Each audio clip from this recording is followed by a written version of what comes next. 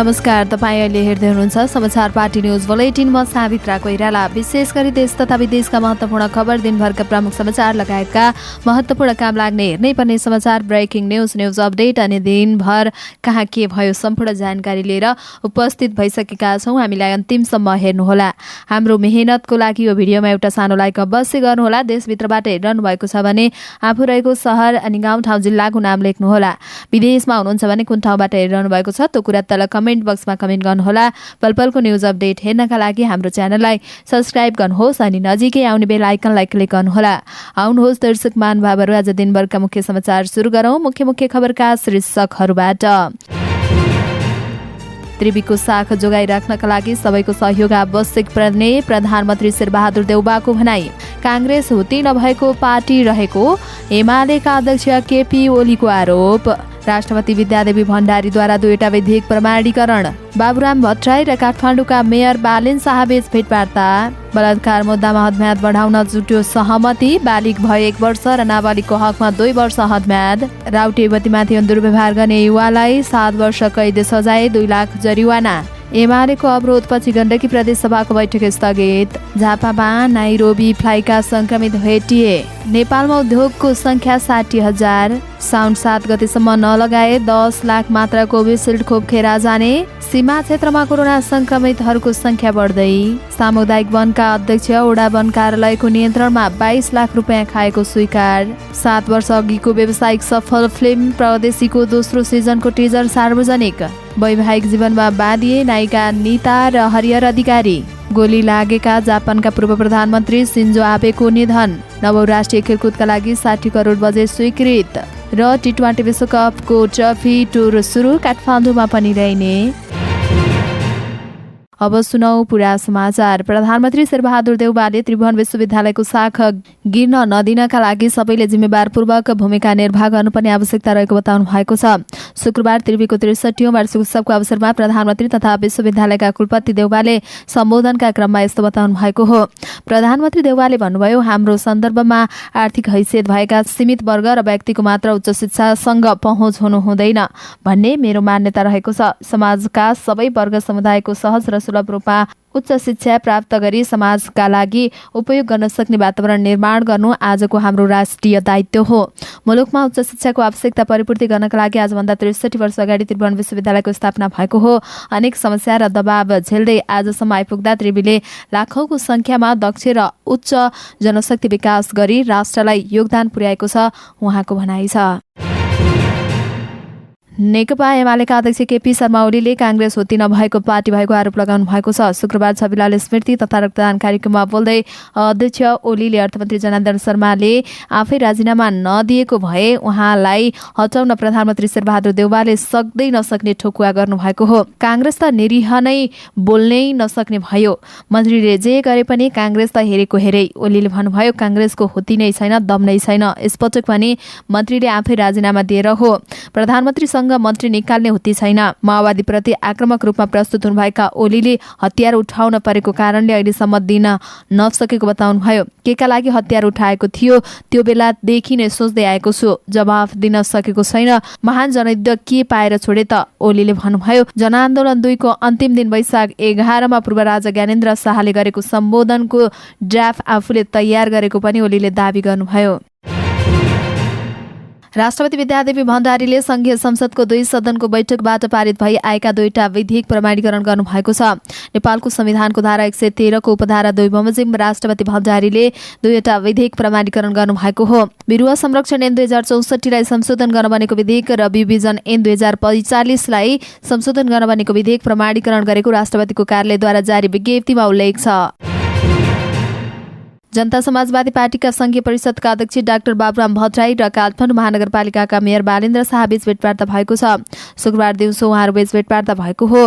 भेटवार्ताका क्रममा महानगरपालिकाका समस्या र योजनाबद्ध विकास बारेमा सार्थक विमर्श भएको भट्टराईले ट्विट मार्फत जानकारी दिनुभएको छ। यसैबीच नेता भट्टराईले मेयर बालेन्द्र शाहलाई कार्यकालको सफलताको शुभकामना पनि दिनुभएको छ।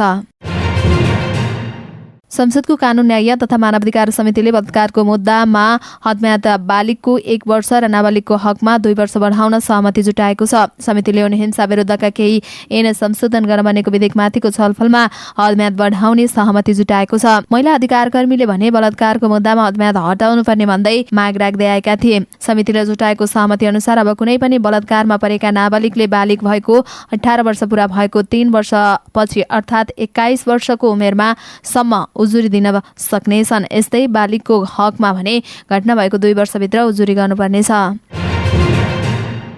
गत वर्ष सुर्खेतको गुरुभाकुट नगरपालिका मेहलकुनाको एक होटलमा लगेर राउटे युवतीमाथि दुर्व्यवहार गर्ने 2 युवकलाई 7 वर्ष कैद सजाय र जनै 2 लाखको दरले जरिवाना तोकिएको छ। यौन दुर्व्यवहार गर्नका लागि गुरुभाकुट नौका चौमनी घरती मगर र भूपेन्द्र मगरलाई जिल्ला अदालत सुर्खेतका न्यायाधीश राजेन्द्र कुमार आचार्यको एकल इजलासले सो फैसला गरेको हो। जिल्ला अदालतका सूचना अधिकारी उज्जवल रावलले दुर्व्यवहार भएको होटलका सञ्चालक मनबहादुर पुनलाई पनि 3 वर्ष कैद र 1 लाख रुपैयाँ जरिवाना तोकेको छ। जेल सजाय र जरिवाना तोकेका तीनैजनालाई 78 जेठ 23 मा पक्राउ गरी असार 16 गते नै पूर्वपक्षका लागि जेल चलान गरिएको थियो। युवतीमाथि दुर्व्यवहार गर्ने युवाले यौन दुर्व्यवहार गरेको भिडियो बनाई सामाजिक सञ्जालमा फैलाएका थिए। उक्त भिडियो भाइरल भएपछि प्रहरीले तीनैजनालाई पक्राउ गरेको थियो। प्रमुख प्रतिपक्षी दल नेकपा एमालेको अवरोधका कारण गण्डकी प्रदेश सभाको बैठक स्थगित भएको छ। बजेटमाथि छलफल गर्नका लागि बसेको बैठकमा एमालेले बजेट त्रुटिपूर्ण रहेको बताउँदै अवरोध गरेको हो। प्रमुख प्रतिपक्षी दल नेकपा एमालेले सत्तारूढ दलले मध्यकालीन बजेट खर्च सञ्चालन नल्याएको, बजेटमा कानून विपरीत तोकिएको भन्दा बढी आन्तरिक ऋण उल्लेख गरेको र पूर्वाधार विकास बजेट बारेमा यथार्थ जानकारी दिन माग गर्दै संसद अवरुद्ध गरेको छ। गण्डकीका नेकपा एमालेका सांसद तथा पूर्व भौतिक विकास मन्त्री शरण बस्नेतका अनुसार अर्थमन्त्री रामजी बरालले आगामी आर्थिक वर्षको कानून विपरीत राष्ट्रिय प्राकृतिक स्रोत तथा वित्त आयोगले तोकेको आन्तरिक ऋणको सीमा उल्लङ्घन गरेको बताउनु भएको छ। यसबारेमा आयोगले असार 13 गते प्रदेश सरकारको ध्यानकर्षण गराएको थियो। झापाका 15 पालिकामध्ये 3 पालिकामा नाइरोबी फ्लाई नामक संक्रमण फेला परेको छ। मेची नगर, अर्जुनधारा र बिर्तामोड नगरपालिकाको क्षेत्रमा नाइरोबीका पीडित फेला परेको बताइएको छ। बिहिबार मात्रै 100 जना नाइरोबी फ्लाइका संक्रमितहरू आउनुभयो। अर्जुनधारा नगरपालिका 6 स्थित महानन्द चोकका सकुशल औषधि पसलका सञ्चालक स्वास्थ्य सहायक कमल निरौलाले भन्नुभयो, 1 हप्ता जति भयो शरीरका विभिन्न अङ्गमा डढुवा घाउ जस्तो भएको मानिसहरू आउन थाल्नुभयो। बिहिबार मात्रै 100 जनालाई औषधि दिएर पठाए। उहाँले दैनिक हात खुट्टा घाँटीसम्म ससाना फोका लिएर चिलायो र पोलियो भन्दै आउनुभएका सोही रोगका संक्रमितहरूलाई एन्टिभाइरल क्रिम दिएर पठाएको जानकारी दिनुभयो। उहाँका अनुसार सोही क्रिम घाउमा लगाएको 2 देखि 3 दिनभित्र निको हुने गरेको छ। उहाँले स्थानीय मेडिकलमा एन्टिभाइरल क्रिम किन्न आउनेको भिड लाग्ने गरेको बताउनुभयो। विगत 7 वर्षदेखि पसल सञ्चालन गर्दै आउनुभएका निरौलाले पहिलोपटक यति धेरै मात्रामा एन्टिभाइरल क्रिम बिक्री गरेको समेत जानकारी दिनुभयो। नेपालमा उद्योगको संख्या 60,185 वटा पुगेको केन्द्रीय तथ्याङ्क विभागले जनाएको छ। विभागले शुक्रबार 11औं राष्ट्रिय औद्योगिक सर्वेक्षण 2076 को नतिजा सार्वजनिक गर्दै यस्तो जानकारी गराएको हो। यो तथ्याङ्क आर्थिक वर्ष 75-76 लाई आधार मानेर बनाएको विभागले जनाएको छ। विभागले 2076 फागुनमा तथ्याङ्क सङ्कलन गर्न सुरु गरेको थियो, तर बीचमा कोभिड-19 को महामारीका कारण तथ्याङ्क सार्वजनिक भएको विभागले जनाएको छ। साउन 7 गतेसम्म नलगाए हालै मौजातमा रहेको 10 लाख मात्र कोभिसिल्ड खोप खेर जाने भएको छ। कोभ्याक्स सुविधा मार्फत गत मङ्सिरमा 18,71,000 र पुसमा 18,70,000 कोभिसिल्ड खोप प्राप्त भएको थियो। हाल सोही खोपको 10 लाख मात्रा साउन 7 गतेभित्र नलगाए खोपको म्याद गुज्रेर खेर जान लागेको हो। स्वास्थ्य सेवा विभाग व्यवस्थापन महाशाखा अन्तर्गत आपूर्ति शाखाका वरिष्ठ फार्मेसी अधिकृत बडेबाबु थापाका अनुसार पछिल्लो पटक आएको कोभिसिल्ड खोपको म्याद गुज्रनका लागि जुलाई 23 सम्म लगाइसक्नुपर्ने र म्याद रहेको हुँदा त्यस बेलासम्म नलगाए गुज्रने र खेरा जाने बताउनुभयो। कोभिसिल्डको म्याद कम रहेको भएकाले पनि सकेसम्म चाँडै नलगाउन र अघि सारिए पनि पछिल्लो समय खोप लगाउने कम हुँदा खपत नभएर खोपको म्याद गुज्रेन लागेको हो। उहाँले भन्नुभयो, बुस्टर डोज लगाउँदा धेरैले फाइजर सहितको अन्य खोप लगाएको हुँदा पनि यो खोपको खपत कम भएको हो। हाल मोडर्नाको पनि 67,000 डोज अर्थात् 6,700 भाइल खोप म्याद गुज्रिएर खेरा गएको उहाँको भनाइ छ। यो संख्या अझै बढ्न सक्ने फार्मेसी अधिकृत थापाले जानकारी दिनुभयो। सीमानाकाहरूमा भइरहेको आवतजावतका कारण कोरोना संक्रमितको संख्या बढेको पाइएको छ। वर्षाको वीरगञ्ज नाका भई नेपाल प्रवेश गर्नेहरूमा कोरोना संक्रमण पुष्टि हुने क्रम बढ्दै गएको हो। सीमानाकाहरूमा स्थापित हेल्थ डेस्क एन्टिजेन वेदीबाट कोरोना परीक्षण गर्दा संक्रमितको संख्या बढ्दै गएको पाइएको छ। गत चैत र वैशाखमा एन्टिजेन वेदीबाट परीक्षण गर्दा एकजनामा पनि संक्रमण पुष्टि भएको थिएन, तर जेठमा पनि 3 जनामा संक्रमण देखिएकोमा असारमा 23 गतेसम्म 16 जनामा संक्रमण देखिएको डेस्क इन्चार्ज डाक्टर अनिसा महतोले जानकारी दिनुभयो। गत चैत र वैशाखमा 3000 भन्दा बढी एन्टिजेन परीक्षण गर्दा एकजनामा पनि संक्रमण नभेटिएकोमा असार 22 गतेसम्म 2500 परीक्षण गर्दा 16 जनामा संक्रमण पुष्टि भएको तथ्याङ्कमा उल्लेख छ। भेटिएका सबै संक्रमित भारतीय भएकाले नेपाली सुरक्षाकर्मीको सहयोगमा भारतीय सुरक्षाकर्मीको जिम्मा लगाइएको डाक्टर महतोले जानकारी दिनुभयो। डडेलधुराको अलिताल गाउँपालिका 3 मा रहेको तुङ्गा सामुदायिक वन उपभोक्ता समितिका अध्यक्ष सर्वजित मडैलाई डिभिजन वन कार्यालय डडेलधुराले नियन्त्रणमा लिएको छ। सामुदायिक वन खातामा रहेको 22 लाख रुपैयाँ खाएको आरोपमा उनलाई नियन्त्रणमा लिएको हो।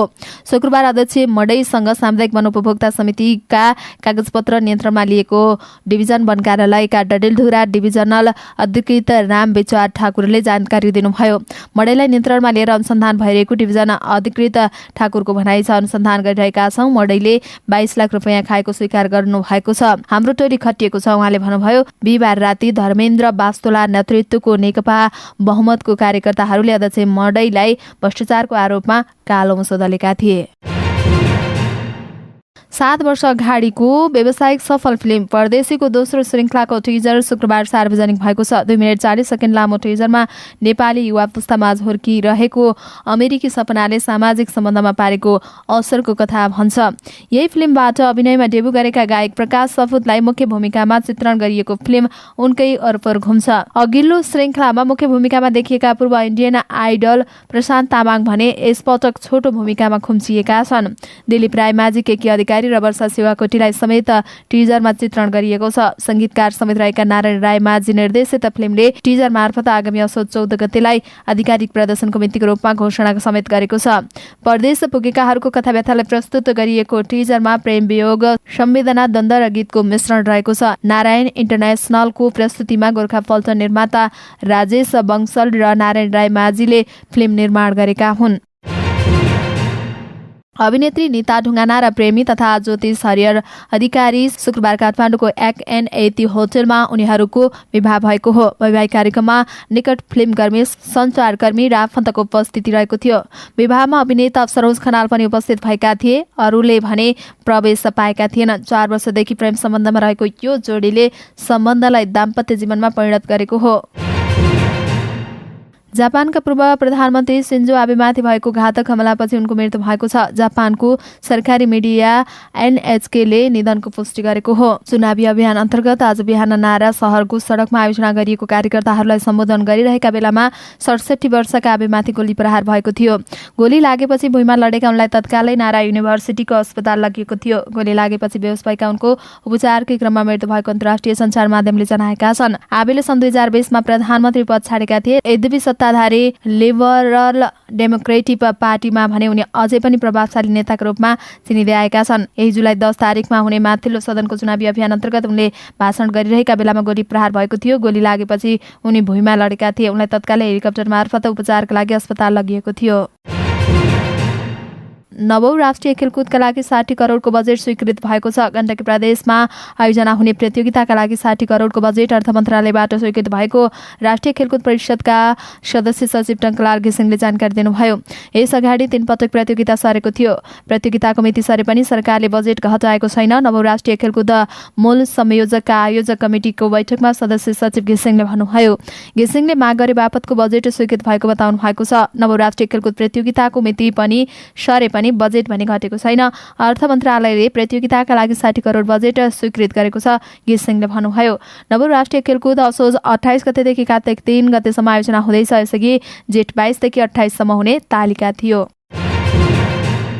आईसीसी पुरुष टी20 विश्वकप क्रिकेटको ट्रफी टुर शुक्रबारबाट सुरु भएको छ। पुरुष टी20 विश्वकप सुरु हुन 100 दिन मात्रै बाँकी छ। अन्तर्राष्ट्रिय क्रिकेट काउन्सिल आईसीसीका अनुसार अक्टोबरको 16 देखि अस्ट्रेलियामा सुरु हुने टी20 विश्वकपको ट्रफी टुर शुक्रबारबाट सुरु भएको हो। विश्वकप सुरु हुनुभन्दा 100 दिन अगाडिबाट ट्रफीलाई विभिन्न विश्वका विभिन्न शहरमा पुर्याउने यात्रा सुरु भएको हो। यसैबीच टी20 विश्वकप ट्रफी पहिलोपटक नेपाल ल्याइने भएको छ। आउँदो अगस्त 30 र 31 मा काठमाडौँ ल्याइने आइएफसीले जनाएको छ। ट्रफी टुर विभिन्न 13 देशका 35 शहरमा हुनेछ। टी20 विश्वकप ट्रफी पहिलोपटक नेपाल सहित fizzy, Finland, Germany, Ghana, Indonesia, Japan, Namibia, Singapore र भानुआटुमा पुर्याउन लागि हो। हवस् त दर्शक महानुभावहरू, आज दिनभरका मुख्य समाचारहरू यति नै। हामीले प्रस्तुत गरेका समाचारप्रति तपाईँको धारणा के छ? आफ्नो कुरा तल कमेन्ट बक्समा कमेन्ट गर्नुहोला। पलपलको न्युज अपडेटको लागि हाम्रो च्यानललाई सब्स्क्राइब गर्नुहोस् अनि नजिकै आउने बेल आइकनलाई क्लिक गर्नुहोला। पलपलको न्युज अपडेटका साथ फेरि हाम्रो भेट हुने नै छ। समाचारपाटी.com हेर्दै गर्नुहोला। नमस्कार।